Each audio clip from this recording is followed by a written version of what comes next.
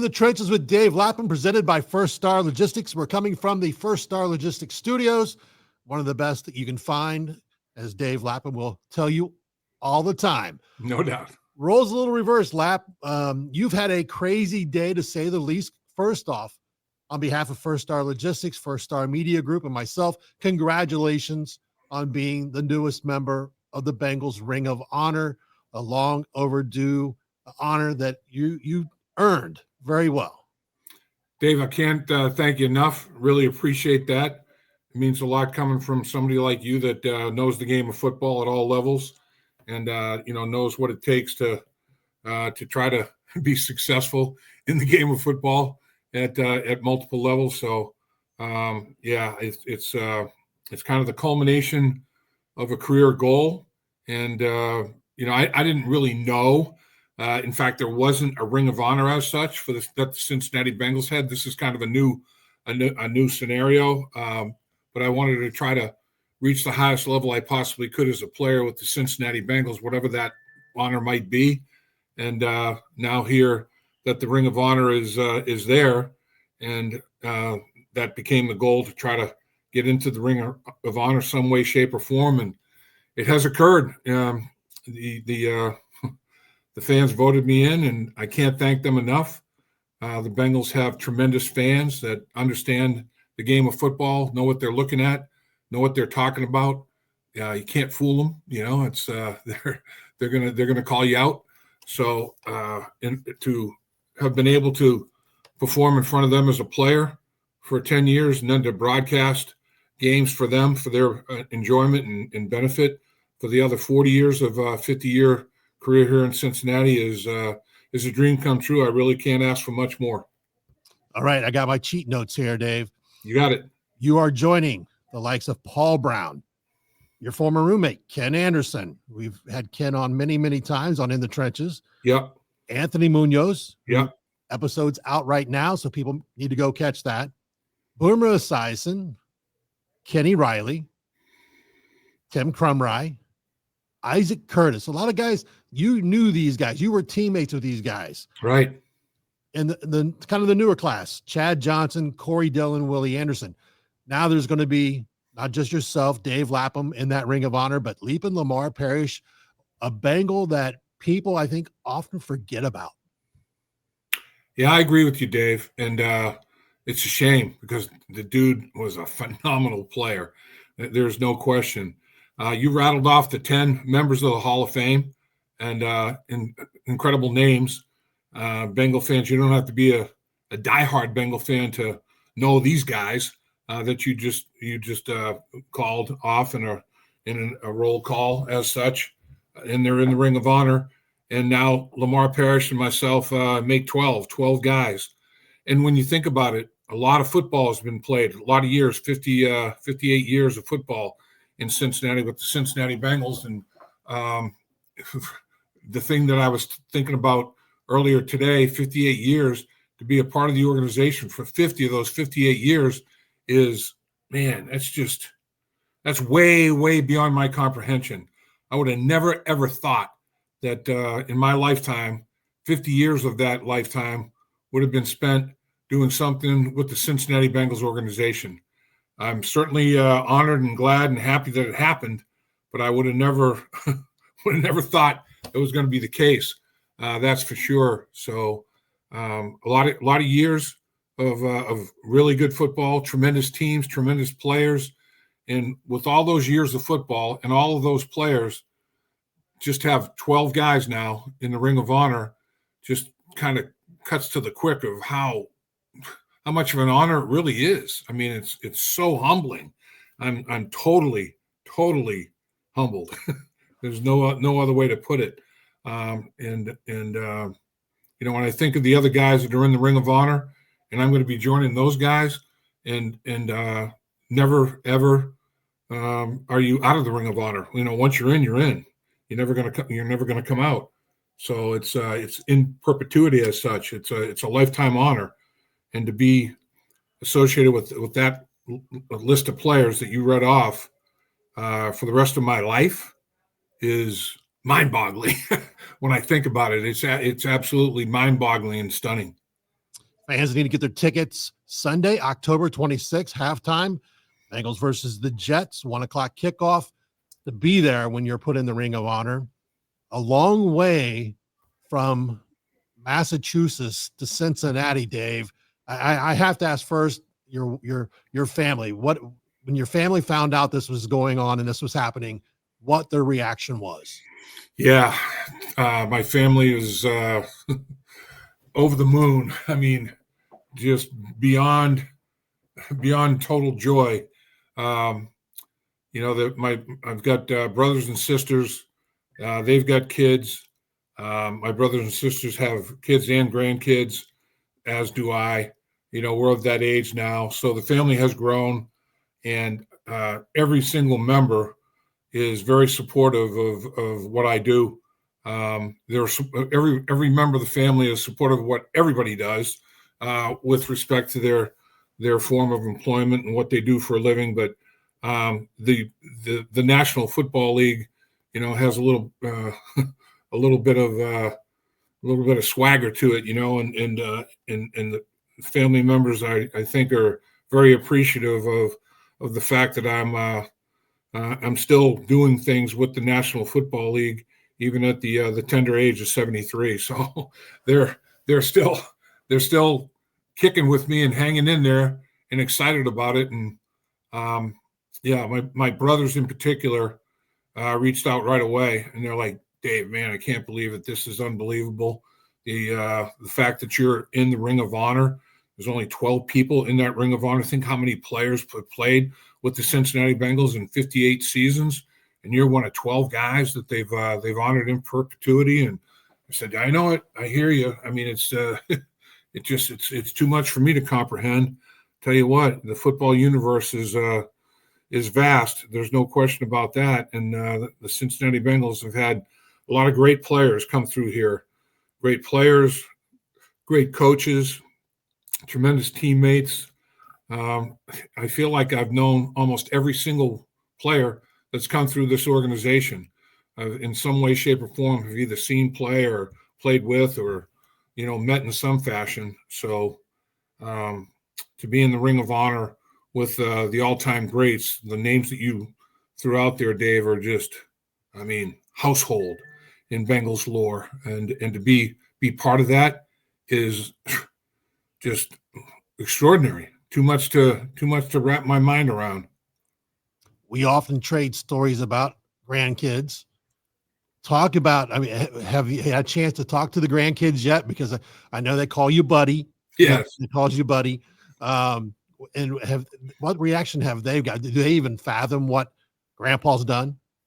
Dave, it's funny. I didn't think that they necessarily would have, but they're pretty sharp, and they really have. And I think their parents, my kids, have done a pretty good job of making sure they understand what it is that I do. And they did understand. They're at an age now where they understand, play in the National Football League. They understand when they watch the games, they understand football well enough to know, who's doing well and who's not, who's playing up to snuff and who's not. So, and they're participating in the sport themselves. The boys are. They're both in that 10-year-old range. So they're both out there competing, and they understand, I think, what it takes to compete at a very high level in the National Football League is kind of outside of their realm of comprehension at this point. But they do understand the game. They understand what's required to play the game, and the dedication and desire that you have to play the game of football at a high level, particularly at the highest level, and being the National Football League. So I think, to sum it up, I think you're right on it. The grandkids are extremely proud. They understand. They understand that this is a big honor. I think their friends understand, and they feel like, hey, I got a grandfather that is going to be in the Ring of Honor, and a lot of my friends and people in my school, they don't have a grandfather that's going to be in the Ring of Honor. So he must have done something that was pretty extraordinary or special to be getting in the Ring of Honor. I think they have a pretty pretty decent understanding of what it was that I did for such a long period of time, and tried to do it to the best of my ability to garner something like the Ring of Honor and basically be there the rest of my life, and after that, I'll always be in the Ring of Honor for the Cincinnati Bengals. When I think about that, you talk about mind-boggling, man, that's hard to wrap my mind around. It really is. And I think my grandkids understand that. My first interaction with Dave Lapham was my sophomore year in high school.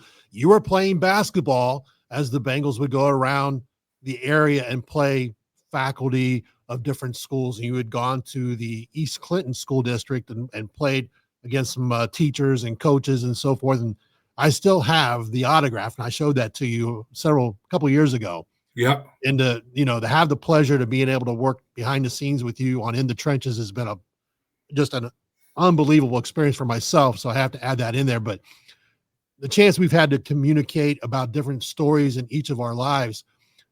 Your mom was very high on the academic side. Your dad was artistic. And here they had these sons that were athletic.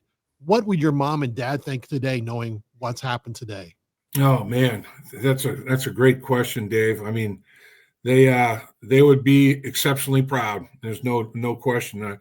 My dad would be proud, but my dad would not really know what I was really being honored for. I don't think. I think he would know that whatever it is that I did at a very high level, and people thought a lot of it, and therefore I'm going to be rewarded for that. But he was not one that watched or listened to football games in person or on the radio or TV. Like you mentioned, he was an artist and exceptional artist, and he had a lot of showings, and a lot of his paintings are in other people's houses now that they're enjoying. And he was extremely talented. I mean, water base, oil base, he could do anything. He had a palette knife that he would paint with as well, and some of the paintings that he did with that were very, very interesting. Up close, they looked like one thing, and once you were back a certain distance, it was like, oh, that's what it is. So he could do it all, and he could do it all at a very high level. And football and sports in general wasn't his bailiwick. That wasn't his interest level, but he was extremely proud of his kids. I mean, he couldn't believe that he had three sons that played sports at such a high level. All of them excelled in high school and had college scholarship opportunities, 2 in football, 1 in basketball, and then the basketball player had a football opportunity as well. And he got drafted in both the NBA and the NFL. My kid brother did. My older brother got drafted in the NFL as well. So for him to have 3 sons that were good-sized people and had an opportunity to play in the National Football League, and one of them did for 10 years. I mean, he just couldn't believe it, because my dad, 5'11", 185 pounds, he's like, how the hell did this happen? Not only to have these big bodies, but the interest that they have in this sport as well. All of that was pretty foreign to him. But my mom was 5'11", 6 feet in the 6th grade. She was taller than her male teacher. And she ended up topping out about between 6'1" and 6'2". And she was big frame, solid lady, good stock. And her boys took after her and her side of the family. Her dad was a big man. Her dad was over 6'5". And back in his day, that was like, damn, he was about as freakish as a 7-footer in today's era. So he was a big man and had some size and strength to him, but had never had an opportunity to play sports. They just weren't available to him. And he came over from England to the United States when he was 7 years old. And, in the schools when he was growing up, they just didn't have organized sports. So he was a good athlete. And when my brothers and I would play with him in the yard, he had the eye-hand coordination, Dave. I mean, the guy could throw it, he could catch it, he could do things that were pretty extraordinary, really, in terms of athleticism and eye-hand coordination. So it's unfortunate he didn't have an opportunity to show his stuff, but he didn't. And but his grandsons did, and they took full advantage of it. So My dad's dad was like 5'8", maybe 150 pounds. And he couldn't believe that he had these, in his mind, these behemoth grandsons that were playing all these sports, because my dad's dad never played a sport either in his life. So it's strange how that works sometimes. But the boys all basically early on, almost right out of the womb, just gravitated towards sports. It was weird. If it wasn't stuffed or had Aaron or blown up or whatever, we didn't want to play with it. It had to be round and and then there had to be something to hit it with, or shoot, or whatever the case may be. We had to have a ball for every single sport that there was to play, and that those were our quote toys. We didn't really have other toys. I mean, it was all sporting goods, sporting equipment, and we loved every minute of it, man. Three boys growing up in this, all big athletic guys in the same household. It was tough to get enough food for a meal. Everybody was battling for the last of whatever. But man, it was a lot of fun growing up with two brothers that had the exact same interests, and we're all good. And you talk about competition now, and battles and fights and literal fist fights, drawing blood on each other, playing youth sports against each other, and then getting into organized youth sports and playing well and playing against each other in all-star games and things like that. Those are memories that we'll have the rest of our lives. And every male member of my family is grateful that there are sports. And in the United States of America, man, you have a great opportunity to play as many sports as you want. And if you excel at one, you can make a good living participating in sports. And what a great country. You're in the trenches with Dave Lapham, presented by First Star Logistics from the First Star Logistics Studios.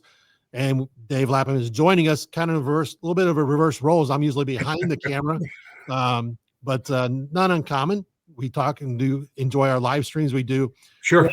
Dave, I have to ask you, you have often, many times said how grateful and thankful you are for the Brown family and the Blackburn family and all the things they've done for you. It goes back when Paul Brown put that name on that card, drafting Dave Lapham out of Syracuse University. Did you ever think, as we have on the screen there, 50 years of Bengals football you're celebrating this season, that it would be a 50-year love affair? No, I really didn't, Dave. Never even in my wildest dreams did it ever occur to me that could be with any organization, any franchise for that length of time. Grew up in the Boston area, 15 miles northeast of Boston. So I guess as a kid, Patriots, that's where you wanted to go play. You wanted to be a New England Patriot. Well, obviously, not everybody is going to be playing professional sports for their hometown team. And, I realized, hey, go to high school, compete, play as hard as you can, do the best job you can. You might get an opportunity to get a college scholarship and get your education paid for. And now you're ahead of the game a little bit in that regard. So, you realize sports they're highly regarded. They're highly thought of. People, you can get some good things done and get some good things for your future put away through sports. And I realized that and played as many as I could as a young athlete, and then in high school and in college, and played multiple sports in high school and multiple sports in college. But football was always, my number one sport, and to get drafted and be able to play in the National Football League for 10 years and then do the broadcast for 40 more. I just can't thank Paul Brown, Mike Brown, the Brown Blackburn family, the Cincinnati Bengals organization enough. I mean, they are the ones that took the chance on me. They're the ones that took me in the third round in 1974. We had a bunch of picks in 1974. There were 17 rounds, and I know we had over 20. I'm thinking it was like a crazy number, almost 24 picks that year or something, due to trades and all that sort of thing. So we had a lot of guys. a lot of guys in camp, a lot of guys in mini camps, and not everybody, not even close to everybody that was drafted or signed as a free agent were going to make the football team. So it's a very competitive environment when you're exposed to sports at a young age, and you work through all the levels of those sports. You understand the competition. You understand that you're going to get weeded out if you don't have the skill set and the competitive desire and drive to compete at the highest level on a regular basis. And the men and the boys are separated pretty quickly. So it's an equal opportunity adventure when you go play sports. And I really thrived on it, man. I loved it, and it became my life. It was the blood pumping through my veins. Basically, was competing and going and playing as many sports as I could. And then to be able to play for the Bengals organization and the Brown family for 10 years, and then to broadcast their games for 40 more, that's mind-boggling. That's impossible. I still can't believe that it happened, because the odds of it happening are extraordinarily stacked against you. But it worked out for me. And, Paul Brown gave me that opportunity. And Mike Brown also those were the two guys. Those were the guys that were the most significant in allowing me to build a life around the game of football for me, my family, and everybody included. So I can't thank Paul Brown and Mike Brown enough for what they allowed me to do, how they allowed me to do it, and to get paid at a good level to do something that you'd probably do for nothing is just, it's hard to wrap your mind around. But I feel so blessed to be able to say that I played the game for 10 and broadcast the game for 40 for the same organization. 58 years of existence. I've been part of it for 50. What? That just is unfathomable to me. It's unbelievable, but it happened. It happened to me, and I'm eternally grateful. I've had the chance to go through your X account. A lot of messages, Lap. A lot of people posting the love they have for you. Tim Crumry posted, "Congrats to Lamar, my teammate, friend, Lap. Welcome to the greatest club in the world, Bengals Ring of Honor." And Dan Hort had nothing but great things to say about his experience of working with you over the years. But the fans, Dave, we've had the chance to have a lot of people on in the trenches. We've had Marty Brenneman. We've had a lot of the players and coaches and former players. Today, I'm sure your phone it's been dinging the whole time we've been doing this. Right. So I can't imagine, between all the interviews you've done today, all the text messages you've probably received, what is it like to get these messages from former teammates, friends, family?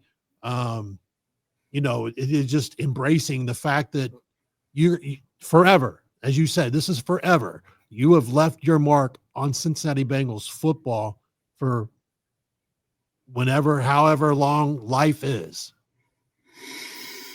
It's incredible, Dave. It really is. It's something that I just can't put into words. I can't wrap my mind around it, to be able to pick, the right phraseology, the right way to present it, right way to talk about it, the right word to describe it. To break it down to one word is almost unfathomable, but I don't think it can be done. It's just pure joy. I mean, that's the thing. And I do get a lot of joy out of my relationship with the Cincinnati Bengals fans. They've been a big part of this. You play for yourself, obviously, and you play for your family, and it's your job, and you're evaluated on how you're playing, and you're compensated on how well you're playing.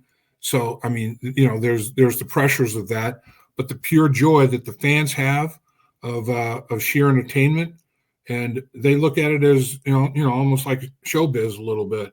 It's like Hollywood, but it's athletes. It's not actors and actresses, and they look at it as, man, that's what I'd like to be doing. In some cases, they might be future athletes and football players, but in most cases, it's they're out there for the enjoyment, and they want to support their hometown team, and it's a big rallying point for everybody, big rallying point for the entire population of a city, and Cincinnati's no exception to that. And the Cincinnati Bengal fans are phenomenal how they show up and support the Bengals football team. It's incredible. Players from every single year, every single era can tell you stories that will, make the hair on the back of your neck stand up. It's just exciting. It's a thrill to be part of, something that is so big for a community, and it becomes a big part of all the communities that have franchises in the National Football League. So it's a blessing to be able to play the game and to play it for 10 years as a player, and then to broadcast it for 40 more, and be able to still be around all these other players and coaches, and spend your life in that world, rubbing elbows with these guys and talking the game. And it's just, man, it keeps you young. The enthusiasm, the excitement, the emotion of all of it just does. It keeps you very young. And, you go into a locker room after a game where guys will put it all out on the line. And even as a broadcaster, that you weren't part of that physical exertion that went on, but you can relate because you've been there and done that. And you look at the faces of the players, particularly in victory. It's like, man, there's nothing like it. It's like it's like a like you're high, but you didn't take any drugs. You're just high on the emotions, enthusiasm, excitement of playing the game of football, and that's what makes football so great. And at any level of football, it's competitive, and only the strong survive. And you have to go out and give your best performance you possibly can, or you're not going to be part of it for very long. But high school players, college players, they know what we're talking about here, Dave. And then if you can make it to the National Football League, man, it's you're doing it at the highest level. You're playing a kid's game as an adult and competing on a weekly basis. There's no better job than that anywhere, not only in the United States of America, but in the world. That season, the next season, the 2025 season for the Cincinnati Bengals, as I was recording this a week away, In the Trenches with Dave Lapham by First Star Logistics was a 10-week experiment that is now going into season 5. We have to thank all the fans that have subscribed, liked what you have done, all the interviews. We have to thank them and thank the coaches and the players and all the people we had a guest. And I want to thank you again, Dave, for allowing me to be part of this. It's been a pure joy. And again, on behalf of everyone from First Star Logistics and the First Star Media Group, congratulations. Well-deserved honor. Can't wait to see that game come when you get to put on that jacket. I'm sure you got to get that jacket size, so they got to go get a big jacket made for you. But it's going to be a pleasure to watch this. And again, to get to call you a friend and a coworker has been an honor of myself. And I can't thank enough First Star Logistics for putting me in this position. So we appreciate you taking the time out of this crazy day, Dave, to join us here in the trenches. And we're expecting a big season. Super Bowl run. How about a Super Bowl run to put on year 50? I'm with you, man. I'm with you, Dave. I love it. And, I want to thank you. Your work ethic is extraordinary. Like you said, a 10-week experiment has turned into a 5-year run. And you're a major, probably the biggest part of it, really. The way you've handled it, put everything together. You've gone through a lot of adjustments, a lot of changes, and you showed an ability to adapt and adjust. And that's a hell of an ability. And like I said, nobody works harder at their craft than Dave Berk. He's a pro's pro, a true professional. And, it's been a joy to work with you, Dave, and I hope we're working together for a bunch more years. And I want to thank Kevin Burkhardt for giving us the opportunity as well, because he's the one that said, okay, we'll give this a 10-week run, see what it looks like. And at the conclusion of the 10 weeks, because of your efforts and ours, doing what we felt like we could do as well as we could, we got an opportunity to run with it. And, and then it became a year-to-year thing. So we don't take anything for granted. We don't assume that In the Trenches is going to be here every year. We feel like we have to go out and earn it. You earn it, and if you earn it, you deserve another year. And we've approached it that way, I think, Dave. I think you have. I know I have thought that way in my head. And again, I want to thank you for your work ethic and your professionalism. And I think it's set a great example for everybody involved with In the Trenches. You come to First Star Logistics every day, ready to do great things. And we've gotten a lot of things done. Mason Burkhardt has been doing a hell of a job working at In the Trenches on a daily basis as well. And he's he looks at it his baby. Looks at it like it's part of his bloodline, so to speak. So I do think that it's going to be around for a while. I'm excited about that.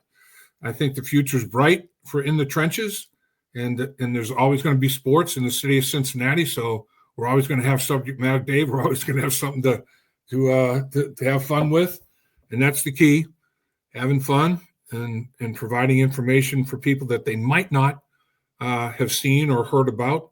Try to give them a little bit more than what they've gotten in the past, and it's very enjoyable, very rewarding.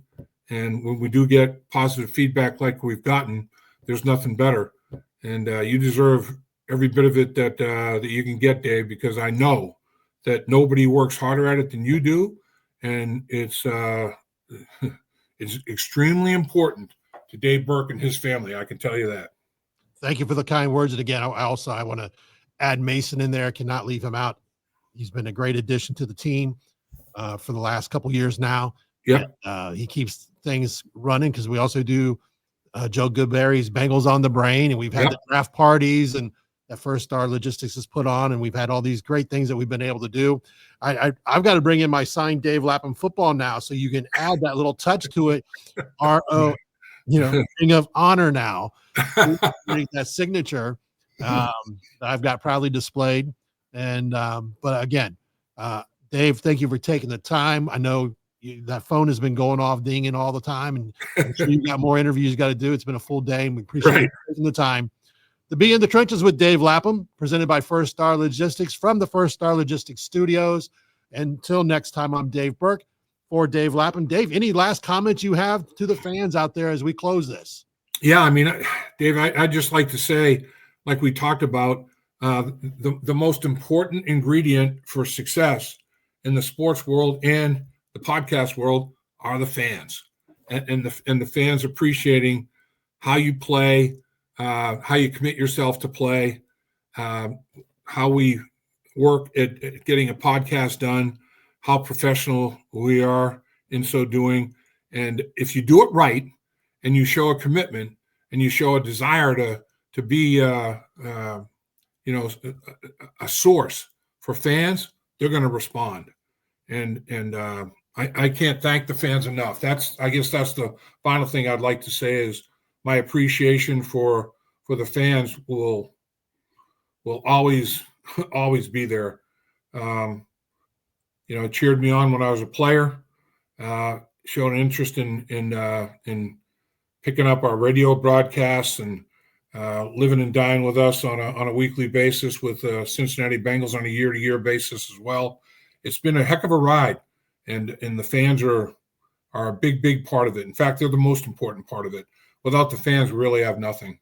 So, Cincinnati, you're great fans.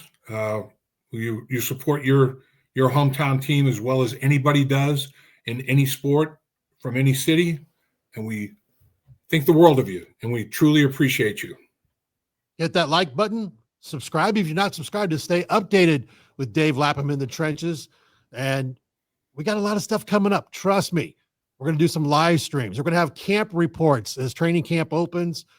We get a lot of traffic on that, Dave, and you always take the time after a long day on the field watching the Bengals prepare for their season. So we're got a lot of things coming on In the Trenches by Dave Lapham, presented by First Star Logistics. Everybody, we thank you for being with us. Dave Lapham again. Thank you for your time tonight, Dave. Thank you for yours, Dave, and thank you for being a pros pro. Thank you for being committed. Your work ethic is truly a great example for everybody, and you're an inspiration, my man.